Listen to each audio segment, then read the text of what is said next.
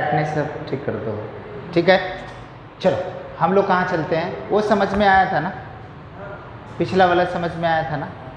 उसमें दोनों मिक्स करेंगे, आर स्ट्रेन भी रहेगा और हीट किल एसिस्टेंट भी रहेगा। दोनों को मिक्स करने के बाद जो हम उसमें एंजाइम डालेंगे। जहाँ पे एंजाइम हमने नहीं डाला, इसका मतलब कि डीएनए डाइजेस्ट नहीं हुआ, वही डीएनए ट्रांसफॉर्म होकर के चला गया। रिकैप करूँ उसको, थर्ड वाले को रिकैप करूँ, किसको?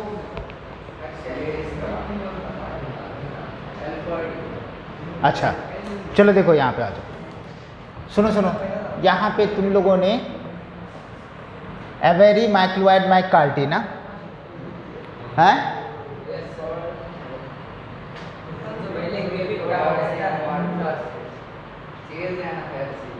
हाँ वो तो होगा ही, उसकी तो बात करते हैं। एवेरी एक्सपेरिमेंट, इसको थोड़ा सा एक बार देख लो, 1 मिनट देख लो। उसमें हम क्या करेंगे, देखो हमारे पास 3 डब्बा है, 3 हमारे पास टेस्ट ट्यूब है, ठीक है। तीनों टेस्ट ट्यूब है और तीनों टेस्ट ट्यूब में हम क्या करेंगे, तीनों केमिकल सब्सटेंसेस लेंगे। यहाँ पे एस स्ट्रैंड लिया, आर स्ट्रैंड लिया, और इसके अंदर हम बात करते हैं एस स्ट्रैंड से आपने क्या लिया, प्रोटीन लिया, ठीक है। हीट किल स्ट्रैंड, उससे क्या लिया, प्रोटीन लिया। यहाँ पे एस भी लिया और आर भी लिया, इससे क्या लिया, आरएनए लिया, ठीक है। और इसमें एक एंजाइम डाला, फिर यहाँ पे एस स्ट्रैंड लिया प्लस आर स्ट्रैंड लिया, यहाँ से डीएनए लिया, ठीक है। तो इसमें हम क्या करते हैं कि डीएनएज को डाल दिए, तो ये तीनों देखते हैं कि डिग्रेड हो जाता है, टूट फूट जाता है। यहाँ पे जो एंजाइम है आपका प्रोटीएज है, क्या है, प्रोटीएज है। दूसरा यहाँ पे बात करेंगे आरएनएज है, और यहाँ पे डीएनएज है, सॉरी डीएनएज है। तो यहाँ पे देखा कि सबको तो ये माँ बहन करता है, अरे इसको भी तोड़ दिया ना, इस भी गया, ये भी गया, ये भी गया, तो यहाँ पे ट्रांसफॉर्मेशन किसी में नहीं हुआ। मतलब कि बैक्टीरिया को इन्फेक्ट करवाएंगे तो इन्फेक्ट नहीं होगा। लेकिन आपने क्या किया कि एक टेस्ट ट्यूब लिया, इसमें सारे कुछ ले लो। दूसरा तरीका बता रहा हूँ, ये एस स्ट्रैंड लिया, आर स्ट्रैंड लिया, और इसके कंडीशन में हम बात करेंगे कि इसमें सब चीज़ लेंगे, प्रोटीन भी लेंगे, ठीक है, आरएनए भी लेंगे, और इसमें डीएनए भी लेंगे। लेकिन हमने क्या किया, 2 ही एंजाइम इसमें डाला, एक तो प्रोटीएज को डाल दिया, ठीक है, समझ में आ रहा है। दूसरा आरएनएज को डाल दिया, डीएनएज नहीं डाला। तो कंडीशन क्या होगा कि कौन कौन टूटेगा, ये आप समझ रहे हो, ये टूट जाएगा और ये टूट जाएगा, समझ में आ रहा है। यहाँ पे हीट किल जो एस है ना, इसका जो डीएनए है ये आर जो है ना, आर जो है ट्रांसफॉर्म हो जाता है किसमें, लाइवेस में। मतलब कि इसकी जो डीएनए क्या करते हैं, ये ट्रांसफॉर्म हो जाते हैं। कुछ पता चल रहा है, वही बातें कर रहे हैं कि डीएनए पास करता है एक जनरेशन से दूसरे जनरेशन में, समझ में आ रहा है। मतलब कि कहाँ से जी, एक ऑर्गेनिज्म से दूसरे ऑर्गेनिज्म में पास कर जाते हैं, मतलब उसको बीमार कर देता है, निमोनिया कॉज कर देता है, समझ में आ रहा है। लेकिन प्रोटीन और आरएनए कुछ नहीं कॉज कर रहा है, कुछ कर ही नहीं रहा है। यदि हम ये भी ना डालें, इससे भी प्रूफ हो जाएगा कि भैया इसमें पास कौन हो रहा है, सिर्फ डीएनए पास हो रहा है, आरएनए और प्रोटीन का कोई जगह नहीं। इससे प्रूफ हो जाता है कि आरएनए और प्रोटीन जेनेटिक मटेरियल नहीं है, जेनेटिक मटेरियल है क्या, डीएनए। चलेगा। ये कहानी कब का था आप जानते हो, 1933 से 1944। लेकिन इसको डेट आप कौन सा मान के चलोगे, 1944 आएगा, ये डेट अक्सर आपको मिलेगा। चलो ये हमारी हो चुकी है ऑलमोस्ट। अब हम लोग चलते हैं क्या, एक एक्सपेरिमेंट है, जिस एक्सपेरिमेंट का नाम क्या है जी, हर्शे एंड चेस एक्सपेरिमेंट, जिसमें उन्होंने बोला क्या है, unequivocal proof of genetic material is DNA. याद है, इसको अच्छे से समझो। क्या लिखोगे, equivocal proof of genetic material is DNA given by Hershey and Chase, पूरा नाम नहीं करना अपना, हर्शे और Chase, given by Hershey and Chase. कब की कहानी है जी? हाँ, डेट याद रखना, सीक्वेंस में डेट है ग्रिफिथ 28, ठीक है ना। फिर हमारे पास कौन है जी? Avery MacLeod McCarty, biochemical property के बारे में बात करते हैं, तो उसको कब? 1944, मतलब एनसीईआरटी लिखती है 1933 से लेकर के 1944 तक ये चीज़ें चला। लास्ट में आती है जो इम्पॉर्टेंट है, हर्शे एंड चेस एक्सपेरिमेंट की बात करते 1952 में आया। इनके एक्सपेरिमेंटिंग मटेरियल की बात करो तो इसने क्या किया था? दो चीज़ लिया, एक्सपेरिमेंटिंग मटेरियल की बात करो तो आप जानते हो कि इसने किसको पकड़ा, ठीक है ना, बैक्टीरियोफाज को, और दूसरा इकोलाई बैक्टीरिया को। समझ में आ रहा है? इकोलाई बैक्टीरिया तो उसके लिए पर्पस हो गया, कैरियर हो जाएगा, लेकिन मैंने किसको लिया? बैक्टीरियोफाज को, याद रहेगा। Bacteria engulfing virus, bacteria engulfing virus is known as क्या? बैक्टीरियोफाज, चलेगा। बैक्टीरिया को खाने वाले वायरस को क्या बोलते हैं? बैक्टीरियोफाज बोलते हैं, चलेगा, याद रहेगा। तो क्या याद रखोगे? बैक्टीरियोफाज,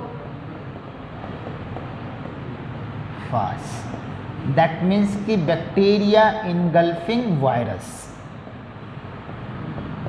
बैक्टीरिया इनगल्फिंग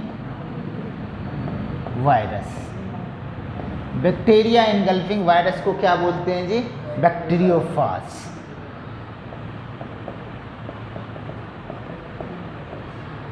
और बैक्टीरियोफाज का जो जेनेटिक मटेरियल होता है ना, वह डबल स्टैंडर्ड डीएनए होता है। इम्पॉर्टेंट है, देखना, एक एक चीज़ आप देखते जाना, जैसा मैं करता हूँ वैसा आप समझते जाना।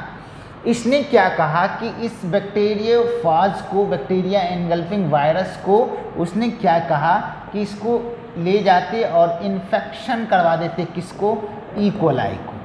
किसको? ई कोलाई भाई साहब को क्या कर दिया? एस्चेरिचिया कोलाई को इसने क्या कर दिया जी? इन्फेक्शन करवा दिया। अरे समझ में आता क्या? लेकिन कैसे, उसकी बात करते हैं, कैसे किया ये चीज़ें। तो उन्होंने क्या कहा कि देखो, मैं एक क्राइटेरिया बताना चाहता हूँ। सबसे पहला क्राइटेरिया तो बताता हूँ कि देखो, प्रोटीन की बात करो तो प्रोटीन की कंडीशन में अपन बात करते हैं, ये बने होते हैं किस चीज़ों से? Amino acid. कुछ अमाइनो एसिड है जिसके पास सल्फर होता है, याद करो, इम्पॉर्टेंट है। Some amino acid have sulphur, some amino acid have sulphur containing, अरे आएगा क्या? सल्फर होगा। और यहाँ पे हम कहेंगे कि डीएनए के पास, इसका मतलब है कि अमाइनो एसिड के पास सल्फर है तो प्रोटीन के पास भी क्या होगा? सल्फर होगा, याद रहेगा क्या? अरे प्रोटीन किस चीज़ से बना हुआ है? अमाइनो एसिड से मिलके बना हुआ है। प्रोटीन का यूनिट क्या होता है जी? प्रोटीन का यूनिट क्या होता है? Amino acid. तो अमाइनो एसिड से मिल करके प्रोटीन बनता है। इसका मतलब है कि प्रोटीन हैविंग सल्फर, क्या होगा? सल्फर होगा। दूसरा कंडीशन यहाँ पे बात करेंगे किसका? डीएनए की बात करते। और डीएनए के कंडीशन में हम जानते हैं कि डीएनए 3 चीज़ों से बना होता है। एक तो शुगर है, दूसरा N2 बेस है, याद है कि नहीं याद है? N2 बेस है, और तीसरा फॉस्फोरिक एसिड है। जनरली अपन फॉस्फेट की बात करते, इसका मतलब देयर इज अ फॉस्फोरस, आएगा क्या? इसका मतलब है कि डीएनए में क्या होने वाला है? फॉस्फोरस। प्रोटीन में क्या होने वाला है? सल्फर, याद रहेगा। इसने क्या किया बेचारा?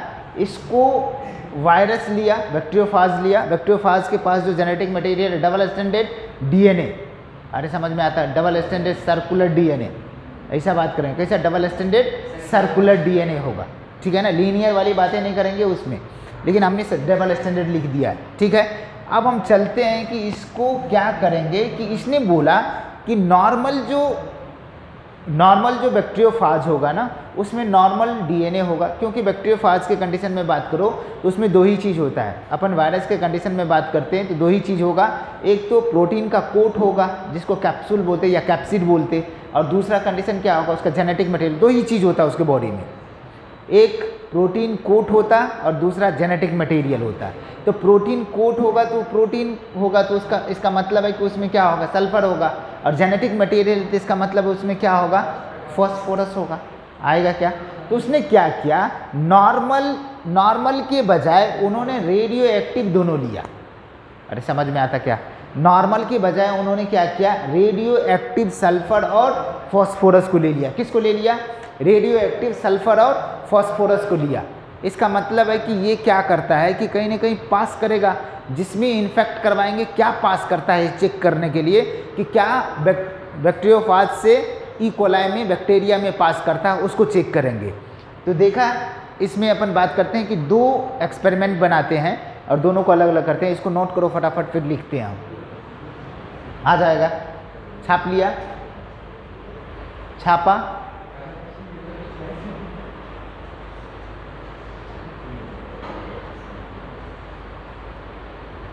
डीएनए के पास क्या होगा, फॉस्फोरस होगा, और आरएनए के पास क्या होगा, सल्फर होगा, और सॉरी प्रोटीन के पास क्या होगा, सल्फर होगा।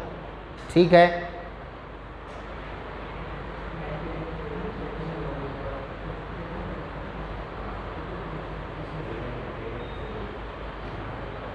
चलेगा? आया? चलो हटा दो ना। चलो यहाँ देखो, हर्सेन चेस ने क्या किया, कहा कि देखो हम क्या करते हैं कि एक जो है बैक्टीरियोफाज लेता, बैक्टीरियोफाज लिया, और बैक्टीरियोफाज लिया, इसका मतलब है कि यहाँ पे हम बात करेंगे कि इसमें 2 चीज़ें होगा, ये 2 ही चीज़ों से बना होगा। एक तो इसका कोट होगा, ठीक है ना, जिसको कैप्सूल या कैप्सीड बोलते हैं। एक क्या होगा, बॉडी होगा, और बॉडी को क्या बोला, कैप्सीड या कैप्सूल, कैप्सीड या कैप्सूल।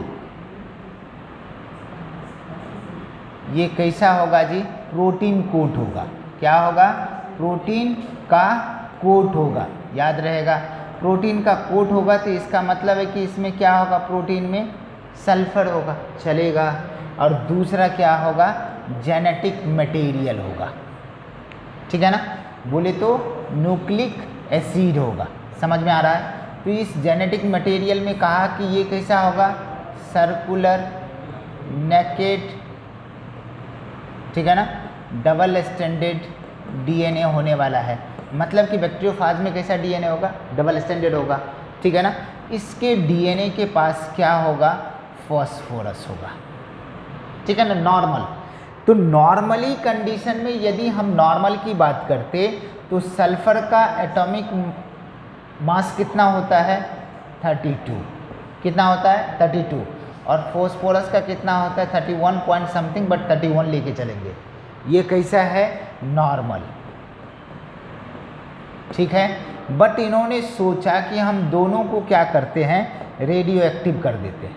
क्या करते हैं, रेडियो एक्टिव बना देते हैं। किसके अंदर, बैक्टीरियोफाज के अंदर हम इस दोनों को क्या करेंगे, रेडियो एक्टिव बना देते हैं। समझ में आ गया? तो उसने 2 बैक्टीरियोफाज को सेलेक्ट किया, और एक में क्या किया कि उन्होंने कहा कि एक के प्रोटीन कोट की बात करता हूँ, ऐसा उन्होंने क्या किया, बैक्टीरियोफाज बनाया। ये टेल फाइबर होता है, 6 लगा हुआ रहता है, आप समझ जाना। इसका प्रोटीन कोट में क्या कर दिया, ये प्रोटीन कोट है, ये क्या है, प्रोटीन कोट है। इस कोट का जो न सल्फर में उसने 35 ले लिया, S35 लिया, चलेगा, S35 ले लिया उन्होंने, चलेगा। ये कैसा है, रेडियो एक्टिव, याद रहेगा क्या, इसका क्या ले लिया, रेडियो एक्टिव ले लिया। और कंडीशन क्या है कि इस जगह पे उन्होंने क्या किया, जो जेनेटिक मटेरियल की बात करता हूँ ना, जेनेटिक मटेरियल जो है क्या है, नॉर्मल है। अरे समझ में आता क्या, ये कैसा है, प्रोटीन कैसा है जी, रेडियो एक्टिव है। और इसके कंडीशन में बात करूँ तो इसका जेनेटिक मटेरियल क्या है, ये क्या है जी, जेनेटिक मटेरियल ये क्या है, नॉर्मल है, ये रेडियो एक्टिव नहीं है। दूसरा बैक्टीरियोफाज उन्होंने सेलेक्ट किया, ठीक है, दूसरा बैक्टीरियोफाज उन्होंने सिलेक्ट किया। और दूसरे बैक्टीरियोफाज के कंडीशन में मैं बात करूं, इसमें टेल फाइबर इतने 6 लगा हुआ रहता। इसका जो जेनेटिक मटेरियल होगा ना, देख लेना कि उसको मैं लाल से कर देता हूँ, याद रहेगा। आपके बुक में भी रेड रेड किया हुआ है तो आप समझ लेना, ठीक है। लाल वाला चीज़ ये क्या होगा, रेडियो एक्टिव। यहाँ पे जेनेटिक मटेरियल को इसने क्या कर दिया, रेडियो एक्टिव कर दिया। दूसरा कंडीशन है कि ये प्रोटीन कोड जो है, कैप्सूल आपका क्या है जी, सॉरी, कैप्सूल आपने कैसा दिखा, नॉर्मल। तो इसमें सल्फर कैसा होगा जी, 32, नॉर्मल है। बट इसका जो जेनेटिक मटेरियल है ना, वो जेनेटिक मटेरियल में फॉस्फोरस कैसा है जी, रेडियो एक्टिव। मतलब कि ये कितना लिया, P32 लिया। ये कैसा है, रेडियो एक्टिव। तो ये वायरस 1 लिखो, ये वायरस 2 लिखो, समझ में आ जाएगा, आएगा। इसको मैं नीचे की तरफ प्रोसीड करता हूँ। एक इकोलाई से, एक इकोलाई को इससे इन्फेक्ट करता है और दूसरे इकोलाई को इससे इन्फेक्ट करता है। सुनते जाना, ऐसा ही आपका चार्ट भी है, एनसीईआरटी में भी ऐसा ही है। तो इसको क्या करता है कि ये दोनों को इन्फेक्ट करवा देता है। किसको इन्फेक्ट करवाता है जी, ई कोलाई को इन्फेक्शन करवा देता है। इनफैक्ट ई कोलाई, 2 अलग अलग ई कोलाई होगा, समझ में आ गया। ये हम एक ई कोलाई यहाँ पे रखेंगे, दूसरे ई कोलाई यहाँ पे रखेंगे, समझ में आ जाएगा। अब आगे की तरफ बढ़ता हूँ, आगे बढ़ूँ, आ जाएगा। थोड़ा सा लिख लो जल्दी जल्दी, नीचे की तरफ ऐसे ही चलते चलेंगे हम।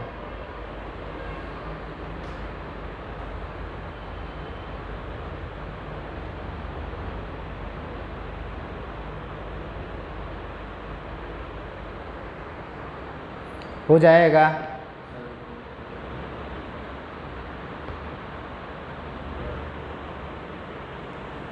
चलेगा, हो गया ना, हुआ। ये आप लोग समझ पाए ना इसको। ये दोनों अपना, हमारा क्या है, बैक्टीरियोफाज है, ये वायरस है।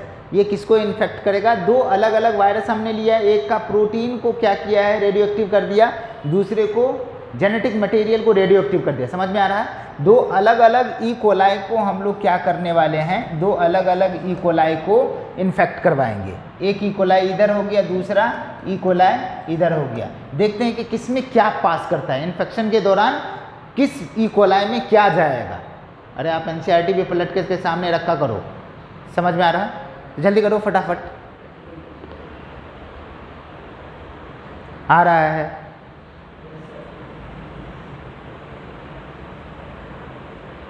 हटा दूँ ना, आ जाएगा। झाले, चलो इसको मैं नीचे की तरफ ले जाऊंगा। आप लोग समझ जाना कि हमारा कंटिन्यू हो रहा है वहाँ से, समझ रहे हो ना, कंटिन्यू वहीं से हो रहा है। स्क्रीन को बढ़ा दूँ, वो तो हट गया, हो जाता, वो नहीं हो पाता ना, ये हटाना पड़ता।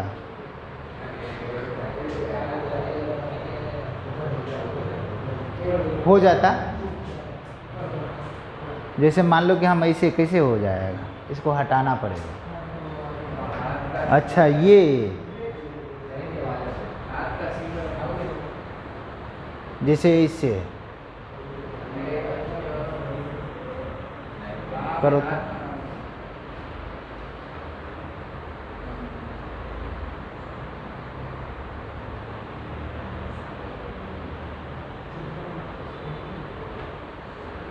क्या बात है, चलो ठीक है। तो अब हमें देखना पड़ेगा, मैं थोड़ा सा इसमें मैनिपुलेशन करता हूँ। आ जाओ, अच्छे वाले ई कोलाई मैं बना देता हूँ यहाँ पे, देखना आप। ये जो है हमारा थोड़ा सा पोर्शन मैं हटा देता,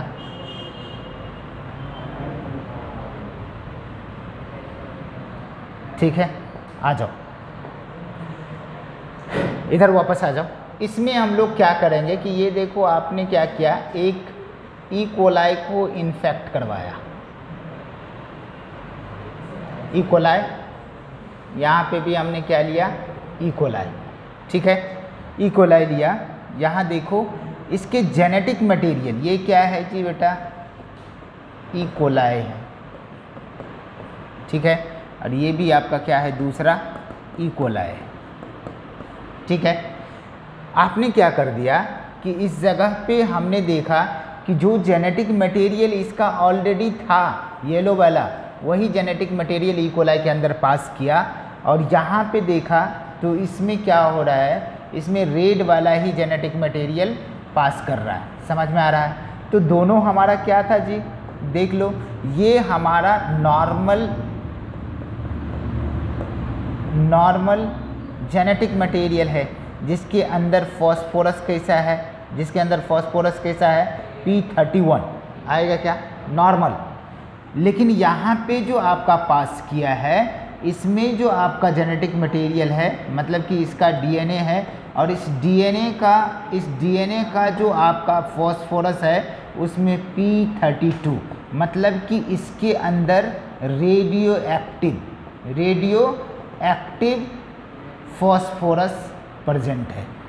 समझ में आ रहा है? और यहाँ पे कैसा फॉस्फोरस, नॉर्मल फॉस्फोरस प्रेजेंट है। लेकिन प्रोटीन का कोई भी पार्ट इसके अंदर नहीं आया। अब प्रोटीन को आपने क्या लिया था, प्रोटीन को याद करो, आपने रेडियो एक्टिव लिया था, याद है?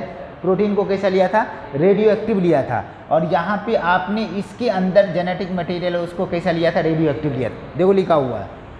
तो हमने देखा कि यहाँ पे जो आपका सुपरनेटेंट है, बोले तो ये आपका कैप्सिड है, कैप्सिड को बोल दिया उन्होंने क्या, सुपरनेटेंट। इसमें देखा तो रेडियो एक्टिव सल्फर है, ये क्या है बेटा, इसको क्या बोलते हो, सुपरनेटेंट, ठीक है। ये सुपरनेटेंट क्या है जी, कैप्सूल है, और इस कैप्सूल में आपका सल्फर कैसा है जी, सल्फर 35 है, रेडियो एक्टिव है। समझ में आ गया? ये तो पास ही नहीं किया, ये दूसरे जनरेशन बैक्टीरिया के अंदर पास नहीं किया। इसका मतलब है कि ये जो प्रोटीन का कोट है, मतलब कि प्रोटीन कोट है, प्रोटीन का बना हुआ है, प्रोटीन ये पास नहीं कर रहा है एक जनरेशन से दूसरे जनरेशन में। समझ में आ रही बात? लेकिन कंडीशन क्या है कि यहाँ पे आप जेनेटिक मटेरियल बोलो तो ई कोलाई के अंदर आप बात करते हो, तो ई कोलाई के अंदर क्या हो गया, कौन सा डीएनए आ गया, रेडियो एक्टिव फॉस्फोरस वाला डीएनए आ गया है। समझ में आ रहा है? इसका मतलब है कि इन्होंने प्रूफ कर दिया है कि डीएनए इज जेनेटिक मटेरियल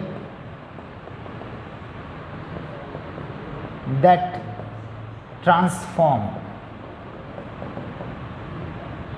और ठीक है ना, passes from one generation to another generation, from one generation to the another generation।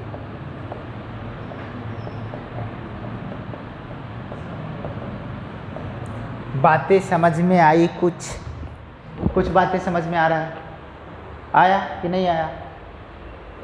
मतलब कि सीधे तरीके से हम बात करेंगे कि यहाँ पे उन्होंने जो इन्फेक्ट करवाया है ना, इसका सुपरनेटेंट कैसा है, यहाँ पे देखो इसकी सुपरनेटेंट कैसी है, सुपरनेटेंट इसका कैसा है जी, नॉर्मल वाला। सुपरनेटेंट कैसा है इसका, नॉर्मल वाला। कंडीशन क्या है कि ये प्रोटीन कोट की बात करते हैं, प्रोटीन कोट की बात करते, इसके प्रोटीन कोट में जो प्रोटीन होता है ना, उसके अंदर जो सल्फ़र होता है, प्रोटीन होता है उसके अंदर सल्फ़र होता है, तो कितना 32 वाले सल्फ़र है, नॉर्मल सल्फ़र है, जो वो भी पास नहीं किया। यहाँ तो सिंपल तरीके से हम बात करेंगे कि जो हमारा रेडियो एक्टिव सल्फ़र है वो पास ही नहीं कर रहा है, मतलब कि प्रोटीन कहीं पास नहीं कर रहा है, एक जनरेशन से दूसरे जनरेशन में नहीं जा रहा है, मतलब बैक्टीरिया को इन्फेक्ट करेगा तो जेनेटिक मटेरियल ही, तो जेनेटिक मटेरियल यहाँ पे पास ही नहीं हुआ, यहाँ पे नॉर्मल वाला, क्योंकि नॉर्मल जेनेटिक मटेरियल था इनके पास। दिख रहा है? अरे दिख रहा है कि नहीं दिख रहा है? चलो मैं एक बार फिर से दिखाता। ये आया अपने लाइन पे,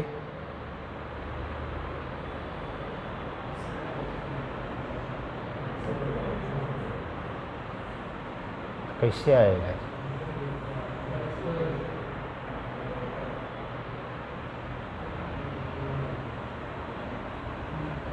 दिख रहा है ना आप, यहाँ पे जेनेटिक मटेरियल में बोले तो इसके प्रोटीन कोट है रेडियो एक्टिव, और वहाँ पे प्रोटीन कोट कैसा है जी, नॉर्मल है, बट उसका जेनेटिक मटेरियल कैसा है, रेडियो एक्टिव है। जेनेटिक मटेरियल कैसा है, रेडियो एक्टिव, और इसका प्रोटीन कोट कैसा है, रेडियो एक्टिव। चलेगा। तो प्रोटीन, दैट मीन्स कि प्रोटीन नहीं ट्रांसफॉर्म हो रहा है एक जनरेशन से दूसरे, मतलब कि बैक्टीरियोफाज से बैक्टीरिया में ट्रांसफॉर्म ही नहीं हो रहा है, कुछ समझ में आ रहा है। लेकिन इसका जो जेनेटिक मटेरियल है ना, यही ट्रांसफॉर्म हो रहा है किसमें, यही इन्फेक्शन कॉज कर रहा है, किसको, ई कोलाई को। चलेगा, समझ में आता, भाषा लिखो।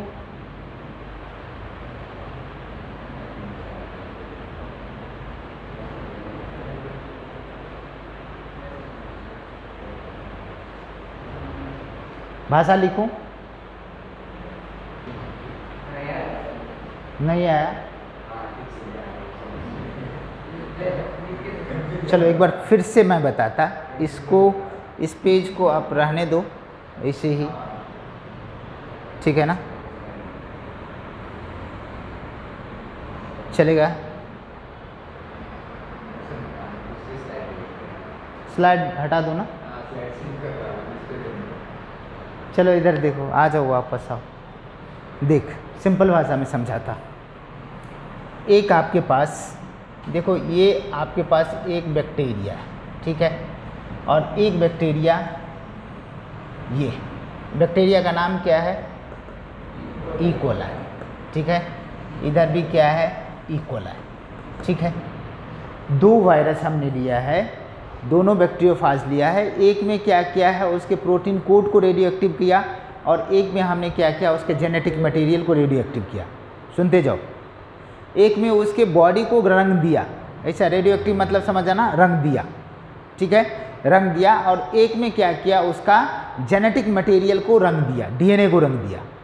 बैक्टीरियोफाज का डीएनए कैसा, double standard circular naked DNA, histone protein नहीं होता, बैक्टीरिया है, समझ में आ रहा है। तो आपने क्या किया कि हमने रंगने की कोशिश में क्या किया कि इधर देखो, हमारे पास क्या है कि एक बैक्टीरियोफाज है, देखो हमने लाल लिया है, आपके बुक में भी इसको लाल लाल दिखाया है, ठीक है, आ जाएगा। और यहाँ पे हम बात करेंगे तो इसकी जेनेटिक मटेरियल को लाल लेते, ठीक है, बट यहाँ पे हम इसके नॉर्मल जेनेटिक मटेरियल देते, और इसका बॉडी कैसा दे देते, नॉर्मल दे देते।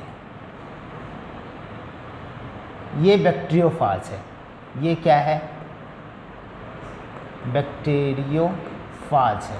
बैक्टीरियोफाज बोले तो ये वायरस है, ये क्या है, वायरस है, और ये क्या है जी, बैक्टीरिया है। दो अलग अलग बैक्टीरिया को हम क्या कर रहे हैं, इन्फेक्शन करवा रहे हैं, ठीक है। ये 3 स्टेप में कंप्लीट होता है। पहला स्टेप होता है जिसका नाम है इन्फेक्शन। क्या करवाते हैं हम, इन्फेक्शन करवाते हैं।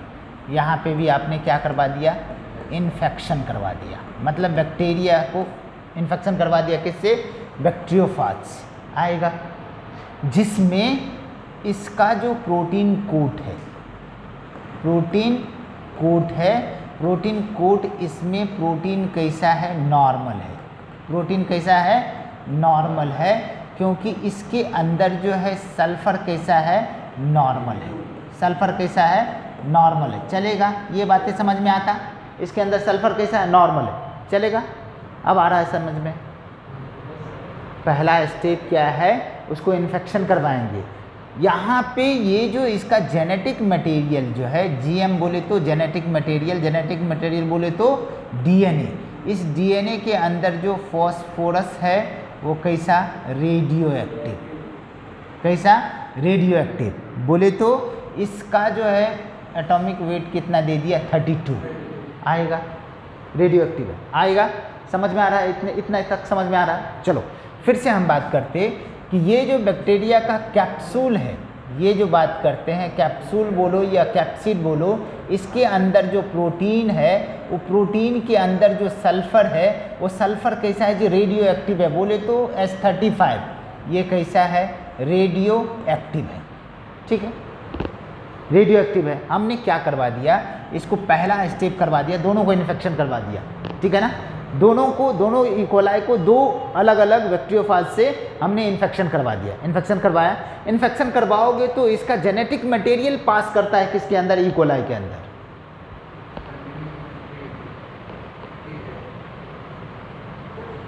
ठीक है, इसमें इसके अंदर इंटर कर जाता है कौन, तो आपने क्या कहा कि ई कोलाई के अंदर एंटर कर जाता है, सॉरी, ई कोलाई के अंदर एंटर कर जाता है कौन जी, जेनेटिक मटेरियल।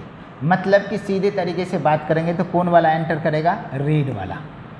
यहाँ देखो जेनेटिक मटेरियल ये एंटर कर गया, लेकिन इसका जो सुपरनेटेंट था वो सुपरनेटेंट तो ऐसे ही रह जाएंगे ना, इसका खोली तो ऐसे ही रह जाएगा। ठीक है, ऐसे ही रह गया।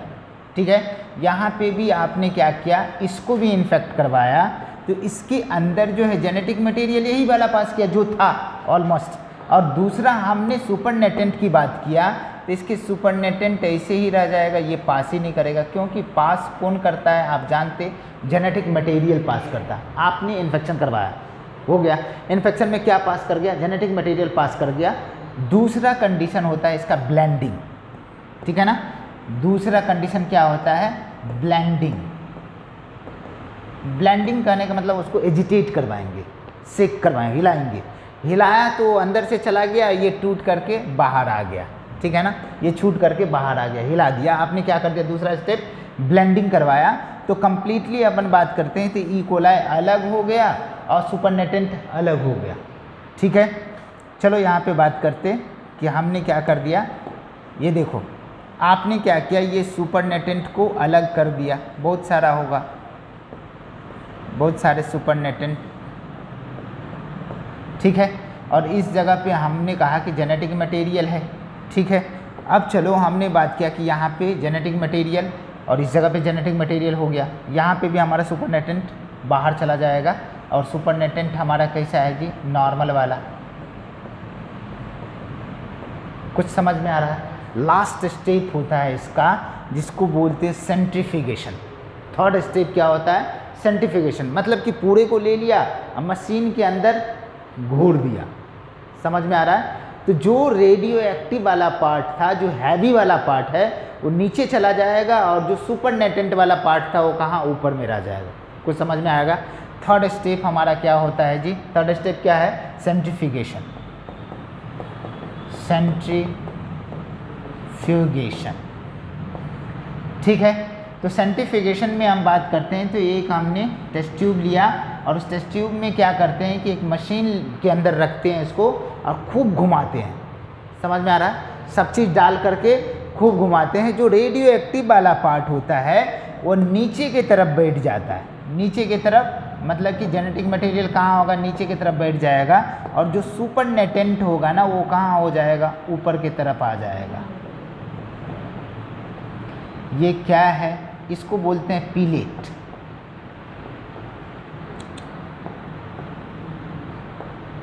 इसको क्या बोलते हैं, पीलेट बोलते हैं। इसको बोलते हैं सुपरनेटेंट। तो जो पीलेट है इसका मतलब वो हेवी है, और हेवी है तो नीचे बैठ गया, और हेवी है तो इसका मतलब ये कैसा है जी, रेडियो एक्टिव है। अरे समझ में आता क्या, रेडियो एक्टिव है। कुछ समझ में, हैवी बोले तो ज़्यादा एटॉमिक मास वाले, तो ज़्यादा एटॉमिक मास वाले, तो ये क्या है आपका, जेनेटिक मटेरियल है। समझ में आ रहा, क्या है, जेनेटिक मटेरियल है। और ये क्या करता है कि यही इन्फेक्शन करता है। इसमें जो फॉस्फोरस होगा वो कितना वाला होगा, 32 वाला, और वो कौन सा होगा, रेडियो एक्टिव। और यही पास किया है किसमें, बैक्टीरिया के अंदर। नहीं आया, अभी भी नहीं आ रहा, क्या बात करता है, तभी भी आया था, बट आप लोग पता नहीं कहाँ खेलते रहते हो। ठीक है ना, यहाँ भी थर्ड स्टेप होगा, वही सेंट्रीफ्यूगेशन की बात करेंगे। यहाँ पे सेकंड स्टेप होगा, और इस जगह पे आपको क्या करना है कि इस वाले हिस्से को आपने क्या कहा कि जो सुपरनेटेंट की बात करते हैं तो इसमें सुपरनेटेंट ऊपर वाला रह जाता, और इसके अंदर जो है ना कैप्सिड अंदर में आ जाता, जो भारी वाला पार्ट है। लेकिन डीएनए कहाँ, ऊपर में रह जाता, दूसरे कलर की यहाँ पे रह जाता। तो यहाँ पे इसका सुपरनेटेंट और यहाँ पे इसका ये पीलेट। कुछ समझ में आया? ये हमारा इम्पॉर्टेंट हिस्सा है। इधर से हमने बात किया कि जो हमारा हैवी वाला पार्ट है, इसका मतलब है कि यहाँ पे जो सुपरनेटेंट पिलेट है, पिलेट के कंडीशन में रेडियो एक्टिव चीज़ें आ गया, रेडियो एक्टिव चीज़ें आ गया। और रेडियो एक्टिव क्या है? हमारे पास सल्फर है जो S35 है। और यहाँ पे बात करें तो क्या है जी? सुपरनेटेंट में कौन है? हल्का वाला चीज़ जो ऊपर आ गया है। चलेगा? और कुछ करूं? अभी भी नहीं आया। 3 स्टेप होता है, पहला इन्फेक्शन, दूसरा हाँ हाँ ब्लेंडिंग और सेंट्रीफ्यूगेशन।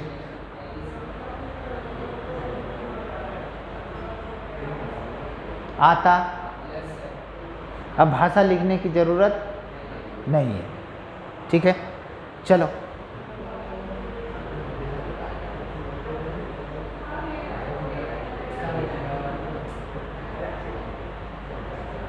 हो गया। जो पिलेट था, जो हैवी वाला पार्ट नीचे चला जाएगा, तो इसमें हैवी वाला पार्ट कौन सा है? प्रोटीन कोट, ठीक है ना? और ऊपर वाला क्या? हल्का वाला सुपरनेटेंट ऊपर आ जाएगा, आएगा, आ जाएगा ना? इतना आप ओवरऑल समझना। देखो एक छोटा सा मैं लिखता, इधर देखो, एक जगह पे हम बात करेंगे प्रोटीन का और दूसरी जगह पे बात करेंगे डीएनए का। सुनते जाओ, ये लास्ट है, लास्ट तरीका है समझाने का, इसके बाद हम समझा नहीं सकते, ठीक है? प्रोटीन के कंडीशन में हम बात करेंगे कि प्रोटीन में सल्फर होता बट फॉस्फेट नहीं होता, ठीक है? दूसरा कंडीशन है कि डीएनए में सल्फर नहीं होता बट प्रोटीन होता। समझ में आया? समझ में आया? तो इसका मतलब है कि डीएनए से पास कौन करेगा? फॉस्फोरस पास करेगा। और हमने फॉस्फोरस को क्या लिया? दोनों लिया, P32 और P31। ये नॉर्मल वाले हैं और ये कौन है? ये रेडियो एक्टिव वाले हैं। तो हमने कहा कि भैया ये तो नॉर्मल वाले में पास किया, ठीक है ना? लेकिन नॉर्मल वाले के साथ में जो कोट था ना, कोट कैसा था? रेडियो एक्टिव, ये पास ही नहीं किया, ठीक है? इसका मतलब है कि ये जो है ना, ये रेडियो एक्टिव वाले पास किया है, मतलब कि जेनेटिक मटेरियल डीएनए में होगा और यही पास करेगा। यही दो बात तो हमें करना था। आता? अब नहीं आएगा तो हम कुछ नहीं कर सकता। कुछ समझ में आया? ये तो पास ही नहीं कर रहा है ना। पास कौन कर रहा है जी? डीएनए कर रहा है। तो पास कौन कर रहा है? फॉस्फेट कर रहा है, फॉस्फोरस कर रहा है, रेडियो एक्टिव या नॉर्मल जो भी है। तो नॉर्मल वाले के साथ रिएक्ट किया तो नॉर्मल वाले डीएनए पास किया, लेकिन उसका सुपरनेटेंट, उसका जो कोट था वो तो पास ही नहीं किया, बैक्टीरिया के अंदर गया ही नहीं। ये वाले बैक्टीरिया के अंदर नहीं गया, इसको इसमें रेडियो एक्टिव बनाया था। कौन वाले गया? तो रेडियो एक्टिव जो जेनेटिक मटेरियल था वो पास करके कहाँ पे गया? बैक्टीरिया के अंदर। इसका मतलब इसने प्रूफ कर दिया कि जेनेटिक मटेरियल डीएनए है जो एक ऑर्गेनिज्म से दूसरे ऑर्गेनिज्म, एक से दूसरे में, पेरेंट से प्रोजेनी में पास करता है। हाँ, चलेगा?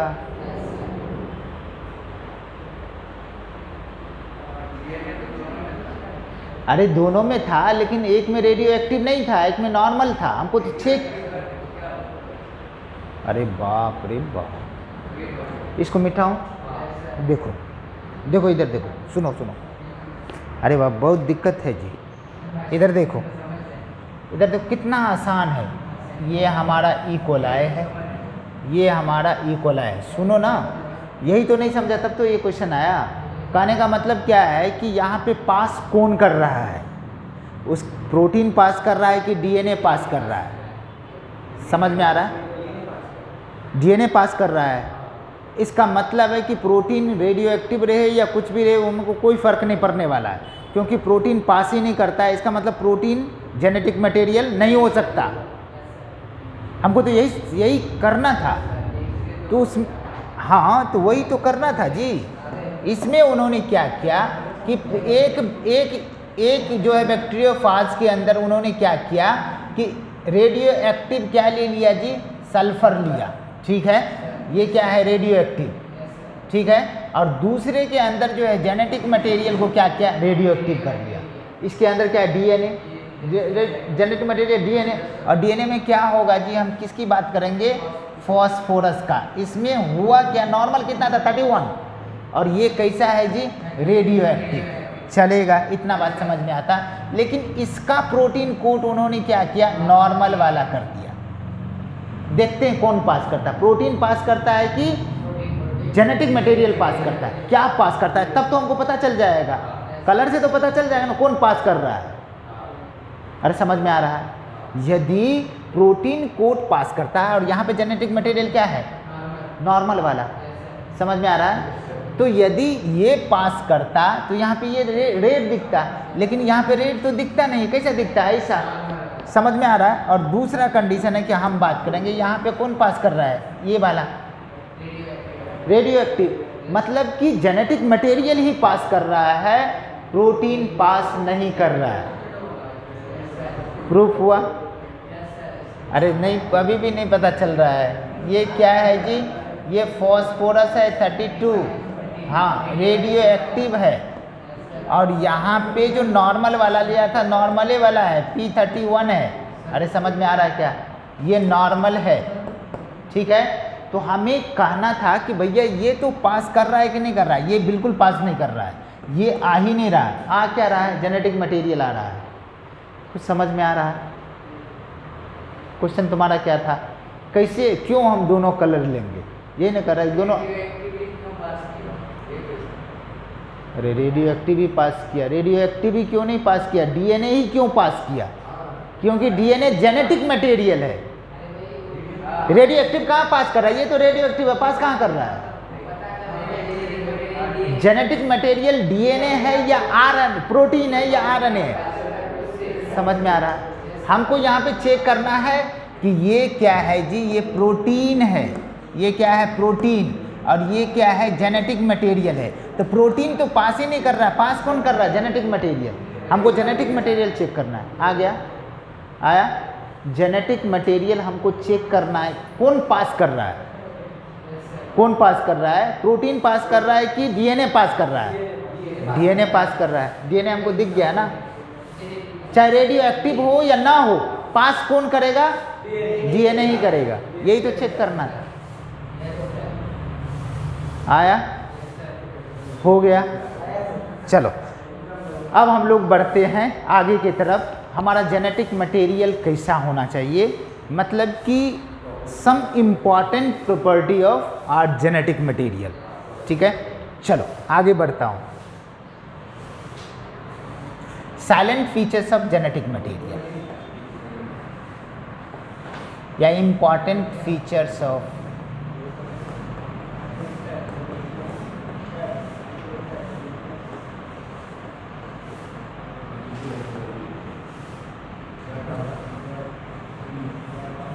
जीएम बोले तो जेनेटिक मटेरियल। इधर सुनो, जेनेटिक मटेरियल के रूप में देखो क्या करते हैं, डीएनए और आरएनए दोनों होता। पहले सुनो, जेनेटिक मटेरियल के रूप में न्यूक्लिक एसिड होता है, और न्यूक्लिक एसिड में क्या होता है, डीएनए और आरएनए होता।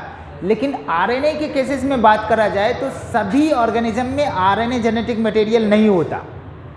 आ जाएगा, सभी ऑर्गेनिज्म में जेनेटिक मटेरियल आरएनए नहीं होता। कुछ कुछ वायरसेस में क्या होता है, जेनेटिक मटेरियल के रूप में आरएनए होता है, लेकिन मोस्ट ऑफ द केसेस में DNA is a genetic material. जैसे अपन बात करते हैं कि बहुत सारा रेट्रो वायरस है, एड्स वायरस है, आपका डेंगू वायरस, चिकनगुनिया, सॉरी वो भी वायरल है।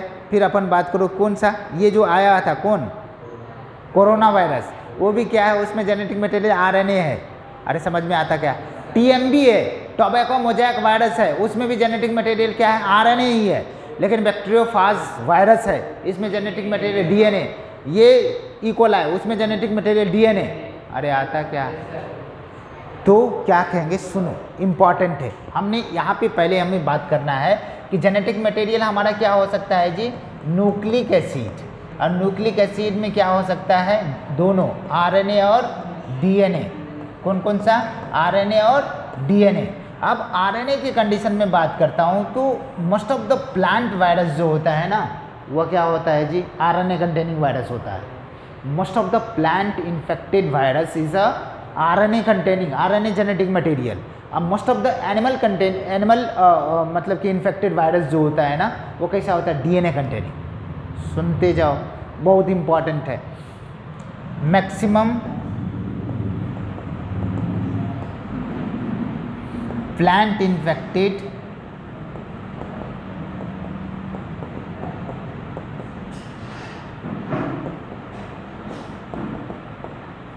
virus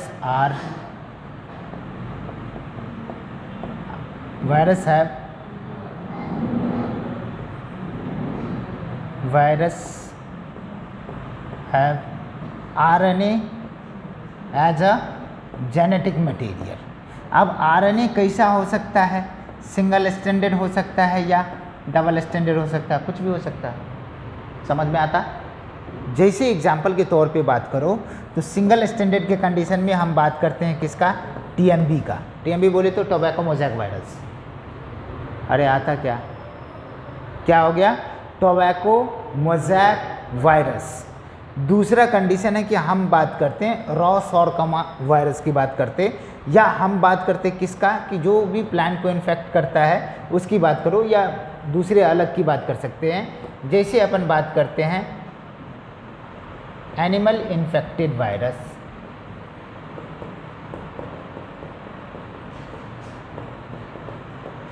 virus has genetic material क्या जी? डीएनए। और ये डीएनए कैसा होगा? जनरली कैसा होगा? डबल स्टैंडर्ड, सर्कुलर, और कैसा होगा जी? नेकेड। इसमें हम सबसे पहले ले चलेंगे क्या? बैक्टीरियोफाज को। बैक्टीरियोफाज इसमें भी कैसा होता है? Double standard. रॉसोरकोमा वायरस की कंडीशन में बात करते तो चला गया आरएनए के कंडीशन में। यहाँ पे जनरली क्या होगा? आरएनए कंटेनिंग जो वायरस होगा वो क्या होगा जी? जनरली हमने बात किया टीएमबी हो गया। यहाँ पे सिंगल स्टैंडर्ड, डबल स्टैंडर्ड भी होता है। यहाँ पे बात करो तो एक दो एक्सेप्शन में अपन बात करते हैं, एड्स वायरस की बात करते हैं। एड्स वायरस बोले तो एचआईवी की बात करते हैं। इसमें भी क्या होता है जी? Single standard RNA. अरे समझ में आता क्या? इसमें भी क्या होता है? Single standard RNA. दूसरा कंडीशन है, हमने एड्स वायरस की बात किया जो एचआईवी की बात करते हैं। दूसरा कंडीशन है कि यहाँ पे आप जो है इन्फ्लुएंजा के बारे में बात करो। इन्फ्लुएंजा, उसमें भी क्या होता है जी? डीएनए होता है। चलेगा? अरे कुछ समझ में आ रहा है? मतलब कि हम बात करेंगे कि बहुत सारे में क्या होता है? डीएनए भी होता है, आरएनए भी होता है। किस में सिंगल स्टैंडर्ड भी है, किसी में डबल स्टैंडर्ड भी है। सिंगल स्टैंडर्ड के कंडीशन में हम बात करते हैं कि हम वायरस की बात करते हैं तो एचआईवी इन्फेक्ट होता है किसके द्वारा जी? आरएनए कंटेनिंग वायरस, जिसको रेट्रो वायरस बोलते हैं। सिंपल तरीके से आप क्या कर सकते हो? रेट्रो वायरस, जिसमें क्या होता है? जेनेटिक मटेरियल क्या होता है जी? आरएनए होता है। चलेगा? रेट्रो वायरस की जब कभी भी बात करेंगे उसमें जेनेटिक मटेरियल क्या होगा? आरएनए होगा। ठीक है ना? एनिमल इन्फेक्टेड जो वायरस होता है, एनिमल को इन्फेक्ट करने वाला जो वायरस होता है, जनरली उसमें डीएनए होता है जेनेटिक मटेरियल के रूप में। एज पर एग्जांपल बैक्टीरियोफाज की बात करो, ठीक है ना? और बहुत सारा एग्जांपल में है, बट क्यूबी वायरस है, बहुत सारा आपके एनसीईआरटी में दिया हुआ है। ठीक है? चलो अभी हम लोग बात करते हैं कि हमारे पास जो जेनेटिक मटेरियल है उसका प्रॉपर्टी कैसा है। हेडिंग भी वैसा ही है, हमने इसलिए ये दिया कि याद रहे। समझ में आ रहा?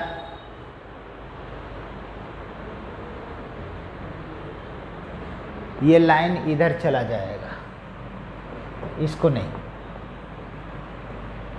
ठीक है? याद रहेगा? उसमें डीएनए होगा, याद हो जाएगा ना? लेकिन most of the plant infected जो वायरस होता है उसमें आरएनए होता है, कुछ कुछ को छोड़ करके। जैसे रेट्रो वायरस की बात करते हैं, एचआईवी की बात करते हैं, तो ये सब में ये एनिमल को इन्फेक्ट करता है, बट इसके जेनेटिक मटेरियल क्या है? आरएनए है। टीएमबी की बात करो, टीएमबी की बात करो तो ये टोबैको मोज़ैक वायरस जनरली क्या है जी? आरएनए कंटेनिंग होता है, सिंगल स्टैंडर्ड होता है। चलेगा? टीएमबी बोले तो tobacco mosaic virus, tobacco mosaic चलेगा। क्या बोल दिया इसको? Tobacco mosaic virus. टोबैको में मोज़ैक हो जाता है। अरे टोबैको को प्रोडक्टिव पार्ट क्या होता है? लीफ ही तो होता है। उसके लीफ को क्या करते हैं? पैचेज बना देता है, अच्छे नहीं रहने देता, काट चीर देता है। इन्फ्लुएंजा वायरस, अरे हमारे HIV में भी कैसा होता है? सिंगल स्टैंडर्ड RNA ही होता है। चलेगा क्या? कहाँ पे? अरे बोला था कि डबल स्टैंडर्ड भी हो सकता है, उसका एग्जाम्पल नहीं लिखा है। अरे भाई साहब, इसका एग्जाम्पल नहीं है वो, आपको लिख के लाना है कि कौन ऐसा है जो डबल स्टैंडर्ड RNA से इन्फेक्शन होता। ठीक है ना? HIV के नीचे लिखा हुआ है SSRNA, सिंगल स्टैंडर्ड RNA, हाँ लिखा है। और यहाँ पे रेट्रोवायरस में जेनेटिक मटेरियल क्या होता है? RNA होता है।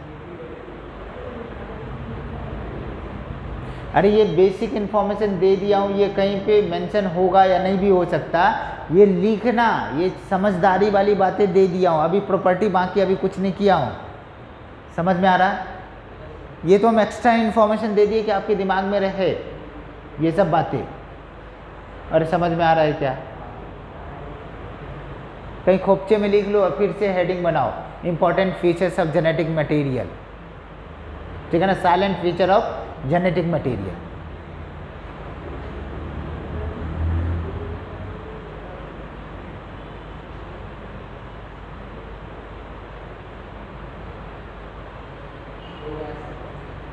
झाले,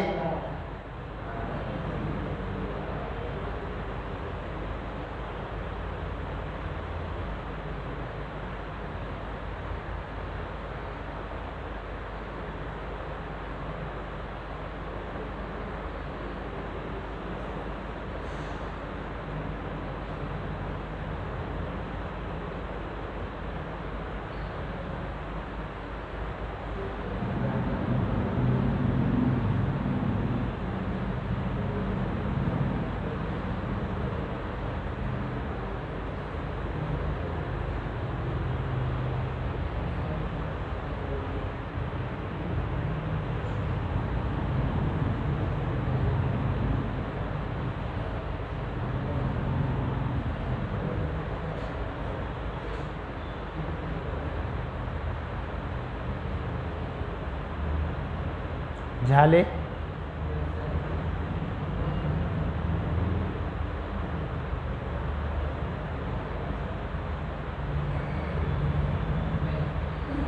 आ गया ना? हटाऊं?